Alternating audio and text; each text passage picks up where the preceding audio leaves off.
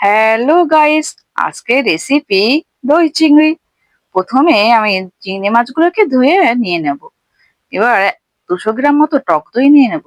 তার মধ্যে নিয়ে নেব 1 চামচ জিরে গুঁড়ো, 1 চামচ ধনে গুঁড়ো, লবণ, আর নিয়ে নেব গরম মশলা গুঁড়ো। দিয়ে ভালো করে মিশিয়ে রেখে দেব।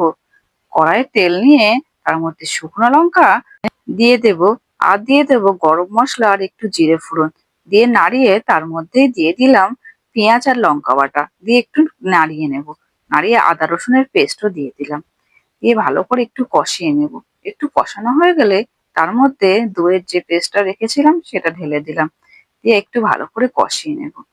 তার মধ্যেই দিয়ে দেব চিংড়িটা। দিয়ে আরেকটু ভালো করে নেড়ে চেড়ে ঢাকনাটা বন্ধ করে দেব। কিছু সময় পর ঢাকনাটা খুলে দিয়ে ওর ভিতরে সামান্য চিনি ছড়িয়ে নামিয়ে দিলেই রেডি হয়ে গেল দই চিংড়ি।